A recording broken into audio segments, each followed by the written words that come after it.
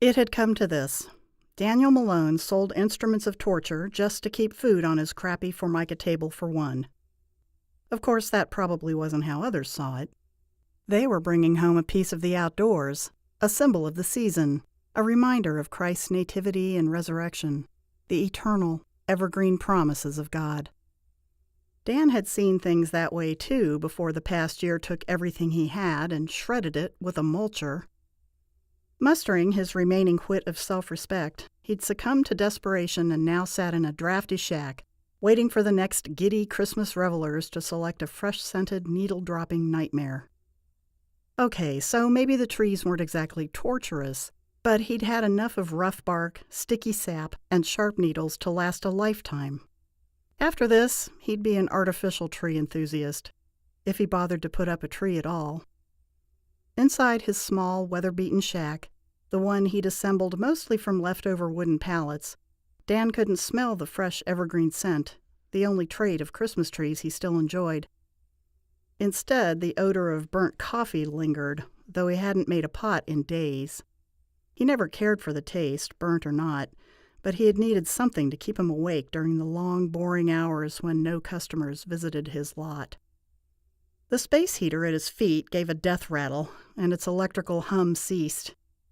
He kicked it with the tip of his boot. Nothing. Great. Dan folded his large frame under the wooden table that served as his desk and jiggled the wire where it entered the cheap heater. It knocked against the laminate floor remnants and hummed to life. A blast of warm air hit his face and then penetrated his boots. As he sat upright, he glanced out one of the 2 square windows and spotted a young couple beneath the lights in the rear of the lot. The man had lifted a Douglas fir from where it leaned against the rope Dan strung across the lot. He stamped its trunk on the frozen dry ground a couple times and then twirled it around so the woman could see every side. It was a woman, wasn't it? No telltale pink gloves or hand-knit sparkly scarf. No expensive boots designed for gawking rather than walking. Just a puffy navy jacket and white tennis shoes. It could be a skinny dude. The person spent less than 3 seconds observing it before planting hands on hips and signaling disapproval with a shake of the head. Yeah, definitely a woman. Dan rolled his eyes. Another one. If nothing else, this job had given him an unforgettable, real-life lesson in male-female dynamics. A lesson that would have been helpful a couple of years ago. The man would ferret out the best-looking tree, well-shaped and full, and the woman would turn up her nose, forcing them to cycle through 4 to 7 more trees before one met her approval. Sometimes the same tree the man had first shown her. Poor sap. He had at least 3 more trees to go. Dan grabbed his gloves from the table, pulled the lined hood of his jacket over his knit cap, and made for the door. He knew from experience that if he wasn't standing at the ready the moment the woman found the one, he risked losing a sale. Dan glanced down to kick aside the rags that kept the cold air from creeping beneath the entrance. He twisted the knob and used his hip to shove open the door. The wind nipped at his bare neck, so he zipped his jacket over his beard and past his chin.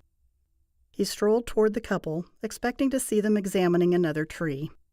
Instead, he witnessed a scene that could serve as a death knell for any romantic relationship.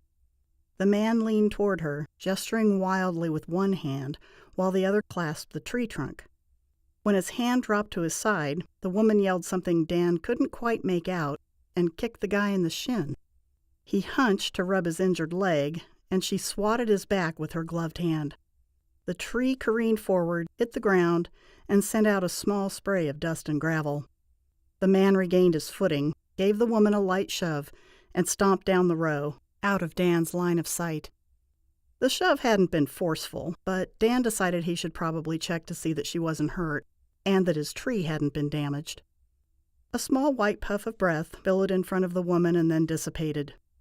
Unaware of Dan's approach, she crouched down and seemed to search for the best place to get a hold of the trunk. She muttered something to herself, the words unintelligible. Dan stood beneath one of the overhead lamps, casting a shadow on the tree. She rocked back onto her heels. "I'm sorry." Light brown eyes with amber flecks peered out from under long lashes and a worn gray knit hat.